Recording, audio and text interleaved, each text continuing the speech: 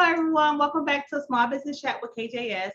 Today, we're going all the way down to San Diego, California to talk to Jessica from Artisanal Spice.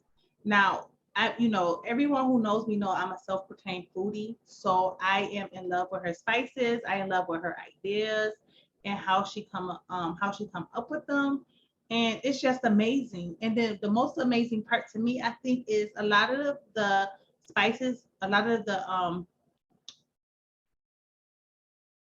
all the herbs that she uses in her spices come from her own garden. You know what? Don't take my word from it. You'll see how awesome her spices look in the video. So let's get to it. How you doing today? Hi, good. Nice to see you. Same here. So, tell us a little bit about yourself, Jessica. So I live in San Diego, California. I'm originally from California. And I've just been able to travel when I was younger.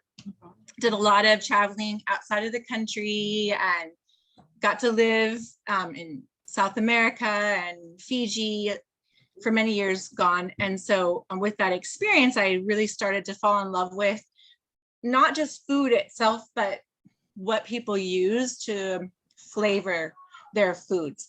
And so different from this country where we can go to the grocery store and we just get the bottle off the shelf and it's all just there. We have no idea what's in it, but we know it tastes so good. Yes. And I just really enjoyed watching those women in their homes and taking this and that and crushing it up and it coming out amazing. So I kind of fell in love with that in my travels. And that sort of was always in my mind that, I really like to do something like that one day as a business. And that kind of was in my mind for Artisanal Spice.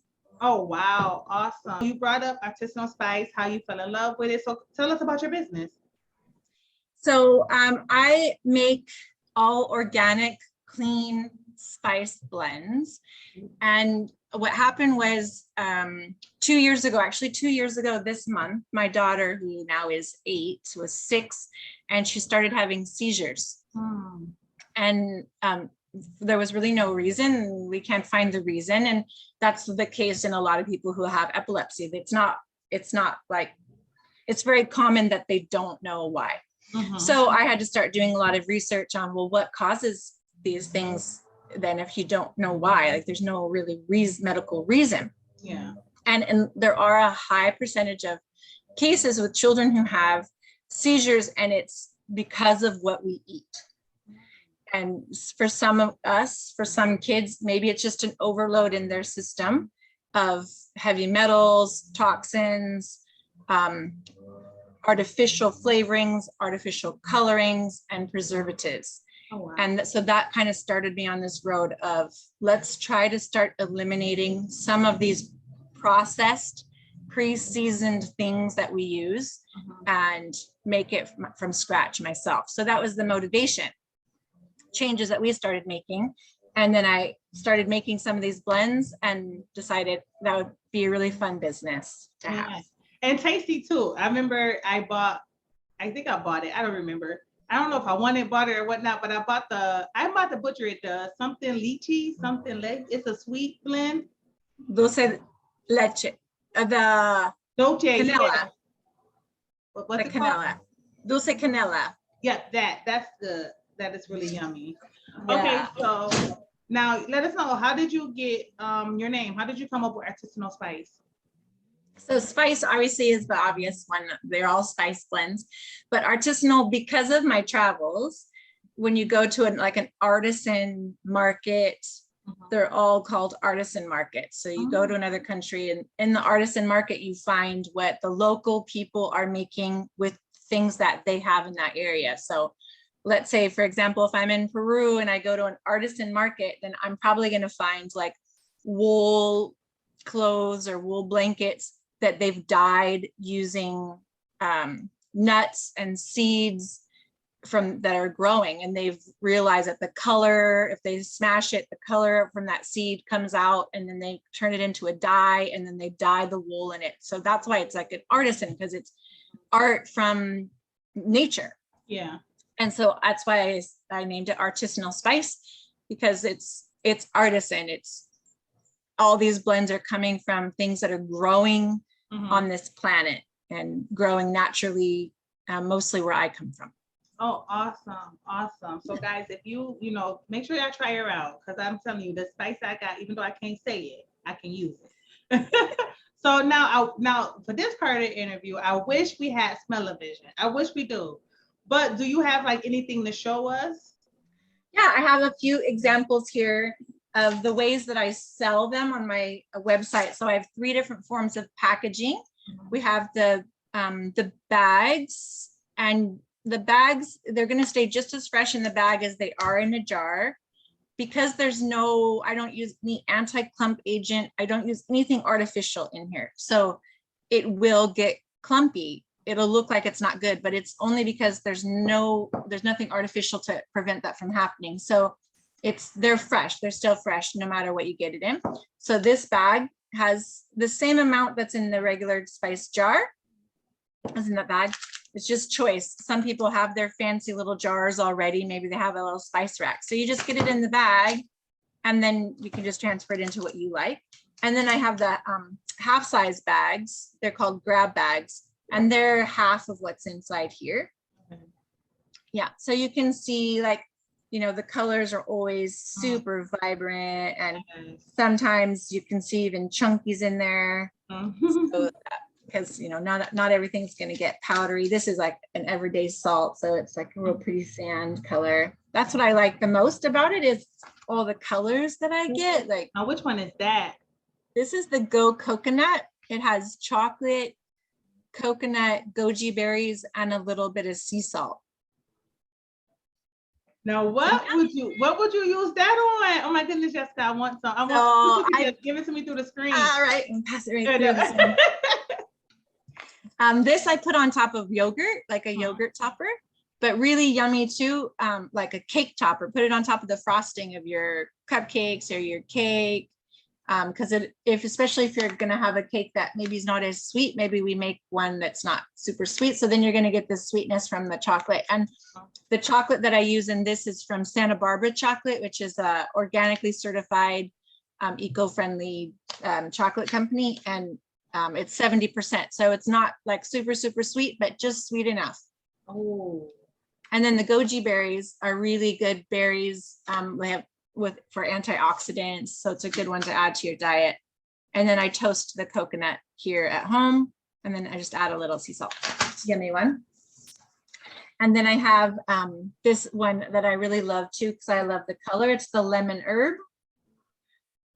I'm thinking about chicken when I hear that, lemon herb, but go ahead, I'm sorry. I know, it like makes my mouth water, because you can already taste like the salt and the lemon, it's going to be a good time. And it's got nice big chunkies of lemon. Ooh. So that's a really nice one if you want to saute something like a chicken or maybe shrimp, or so you just put like oil and butter in the pan, and then you add this, and then it'll wake up all that lemon. And then you add whatever it is that you're going to saute, whether it's just going to be veggies or shrimp or chicken. And it really has a good, strong lemon flavor. You can make a dressing out of it. You can put it on top of your salad as like a salad topper. It's a nice one. And then I have lime. This is one I really am super proud of, lime and tropical chili Thai. Because I originally had a Thai that's like just a basic Thai. But it wasn't enough for me. When I would cook with it, I found myself adding other things. And that's the whole idea of these blends, is you should only have to pick your protein, your carb, and your veggie. Everything else should be in here for you. So life becomes easy for us. I'm validating right now. This one like hits every spot in your mouth, because it has, let me tell you what's in there. Pepper, fenugreek, coriander, which is like a cilantro kind of flavor, cumin, ginger, mint, garlic, coconut, lime leaves, and red chili pepper. So it like wakes up every little thing in your mouth, and it makes a really nice Thai dish. Really nice Thai dish. I love Thai food. Oh. Yeah, me too. What's your favorite thing to order at a Thai restaurant? For me, it's the butter chicken. I love butter chicken. Oh, that's Thai, right? That is Thai, right? I think it can be Thai, but the butter chicken is really Indian. Oh, that's Indian. Okay. So what's my favorite Thai? I don't know. Thai. Oh, I know what it is. Thai curry.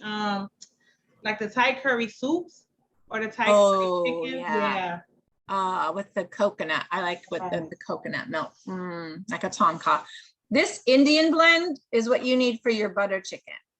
I can't do no more of these food interviews. Y'all live so far away and I'm so hungry. That's why I didn't make any food. That would make it even worse. Oh my! I used to make a plate, you know, and I'd show the plate, but then through the whole time I was live, I'd be eating the food like the whole house smells good. I can't handle it. So now, what's that blend you said I would need for my curry? My what I just say I like Thai or for the butter chicken. The butter chicken, yeah, the butter chicken. Yeah, it's just called Indian blend. Oh, okay. Yeah. Ooh. And that has coriander, cumin, turmeric, pepper, chili powder, garam masala, which is that basic blend that they have, mustard seed and ginger. So this is everything that you need. Then you're just going to have your coconut milk, the chicken, and what else is in the butter chicken? I think that's just it. The coconut milk, the chicken. Let me check. I think that's it. And then all your spices, correct? All the spices are in here. So yeah, you don't need any of the spices. But I thought there was something else in that butter chicken that you need. Maybe it's just chicken broth or something. Yeah. Yeah, but anyway, that'll make a really great butter chicken. These interviews gonna break me. They're gonna break my pocket because I gotta get stuff from you. I gotta get stuff from Joyce Pies. I'm like, oh, I know. I want her pies so bad. Yeah. So bad. And she's East Coast based, right? Or Pennsylvania. Yeah, she's close to me. Yep, in Pennsylvania. Yep. Yeah. Because I was always afraid, like, man, if I get something and have it sent to California, what's it gonna look like when it gets here? Because I want the pies. Like, she looks like she makes legit good cookies too, but pies, that's the thing. Yes, yes. Oh my goodness. Okay, so did you have more to show us, or? Yeah, sure. I just brought out a few just examples. I have this pozole rojo. So here on the West Coast, we have a lot of Mexican influence food. So there's a soup called pozole that they make in Mexico. And so if you have it in Mexico and you go into this woman's kitchen, you're going to see a cow's head or a pig's head literally in a big pot on the stove. The whole head goes in and then they start breaking it down. And then they add all these chilies, garlic, onion to the pot, and it starts to make this amazing broth. And it turns out, and then they put hominy, which is like the big corn. Yeah. Yeah. And then it's the soup, it's called pozole. So what I wanted to do was create the American version, an easy version. So I always say it's not going to taste like your grandma's did in Mexico. If you went to Mexico and she's going to make you pozole, but it's the second to your grandma's. It's really good. Turned out really, really nice.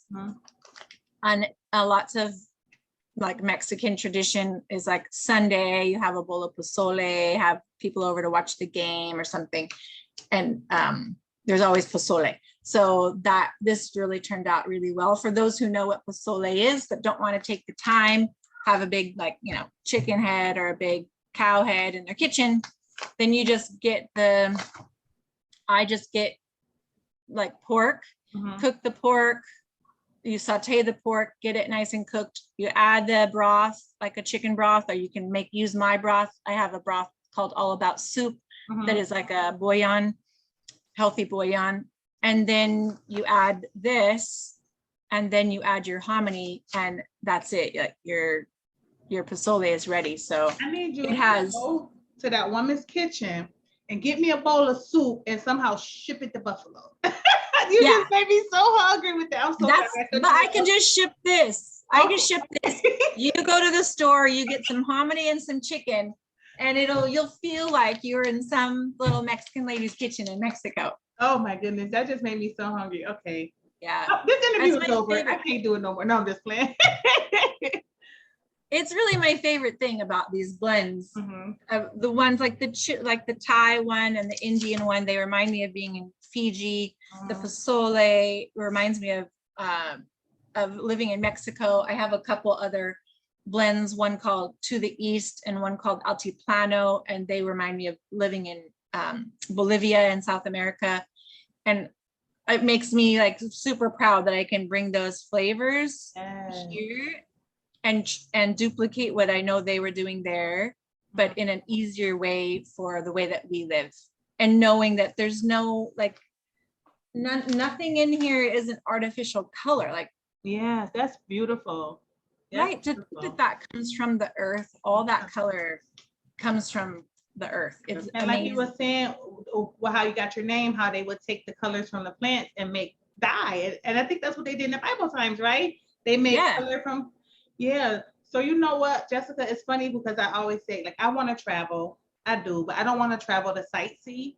I want to travel to have authentic food. So to have that authentic Mexican soup, I'm not even going to try to say the name because I'm going to butcher it. That's what I want to travel for. So if you can bring that to my palate, then you're going to have a customer. Yeah, that's what I'm hoping. And things that we wouldn't really try, like even before, I wasn't never going to make Thai food at home because I can't make it as good as I would get at the restaurant, or Indian food. But now I can. It's all here, done. I don't have to think about it every time. It's going to be there. I just have to think about what's the protein I want. Or do I want it with rice, or do I just want it with veggies or whatever?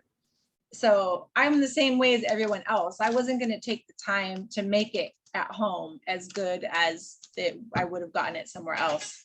But now with these blends, I think I have over 25 different blends on my website. And with the grab size bag, you can get 4 for $20 through the website. And so that's like a nice way to just kind of get your feet into, do I like this thing, instead of, getting the whole bottle.